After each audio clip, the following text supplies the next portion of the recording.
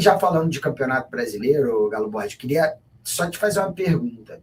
Cara, conta um pouquinho aí dessa Arena MRV, a relação da torcida, receitas, né? O clube, só para dar aqui um número geral para quem nos assiste, o Galo ele tem como concentração 40% de sua receita vinculada à receita de televisão, né? Receita recorrente, obviamente, né? Porque tem ano que vem de atleta, não vem de atleta. Então, a minha pergunta conta um pouquinho do número da Arena MRV, o quanto ela favorece o clube, impacta no dia a dia do clube, e também um pouquinho ali como torcedor de atmosfera, ida ao estádio. Para quem nos assiste aqui, o que é? Eu confesso que eu nunca fui, então tenho essa curiosidade. Cara, assim, sou suspeito para falar, gosto muito, frequento muito, é perto da minha casa, então estou sempre lá. E em termos, vamos colocar de financeiros, o clube, quando fez a arena, ele projetava um valor mais baixo para a construção, e esse valor foi pré-pandemia. O plano tecnológico da arena era bem simples, era uma arena bem, vamos dizer assim, não tinha muitos avanços. O clube fez diversas mudanças na construção para poder ficar uma arena muito tecnológica, e também teve um encarecimento pela pandemia, inflação e tal. Então a arena saiu muito mais cara do que era planejado. Colocando isso, no dia a dia, no match day ali, o clube, a arena é espetacular para o clube. A efeito de comparação, o clube no Mineirão, ele arrecada, no melhor ano dele, 50 milhões, 60 milhões. Só que a receita líquida, que é o que vem para o clube, primeiro, é apenas ingressos. O clube não tem direito a bares, estacionamento, os food trucks que tem ali em volta. Então, isso impacta diretamente. E o clube fica com uma receita do ingresso em volta de 30% de margem líquida. Quando o Atlético começa a arena, ele já começou aprendendo a lidar com a operação 50%. E no pico, ele chegou a 75%, 80% de margem líquida na arena, com receitas acima de 2 milhões por jogo. Então, o clube começou a alavancar bastante com a arena. Então, o estádio sempre ali na média de 30 mil pessoas de público. Ela cabe 46, mas aí com as reduções de segurança e visitantes, sempre fica ali 42, 43 na média. Mas o clube tem uma margem bem elevada e tem outros ganhos, né, como alimentos e bebidas, estacionamento que vendeu, naming rights que vendem tanto setoriais como o nome do estádio mesmo, que é MRV.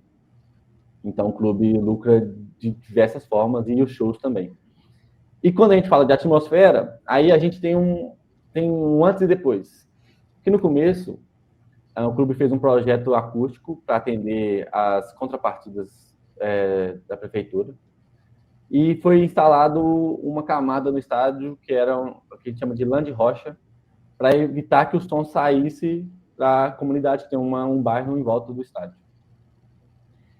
Isso teve um efeito que eles não imaginavam, que ele abafou o estádio. A torcida cantava num setor, e dentro desse mesmo setor, se você tivesse um pouquinho para o lado, você não conseguia escutar o que estava sendo cantado. Então, no começo, a própria torcida ficou meio... Que isso, cara? A torcida não está se escutando, está cantando uma coisa de um lado, do outro está cantando outra. O clube tentou estudar várias coisas para fazer, e nesse início de ano, junto com a reforma do gramado, o clube colocou umas placas acústicas que o som bate e volta, e isso resolveu o problema. E aí, esse ano, eu posso falar, porque eu fui muito na Libertadores de 24, a atmosfera estava boa, estava uma festa bonita, mas tinha essa questão do som que sempre incomodava.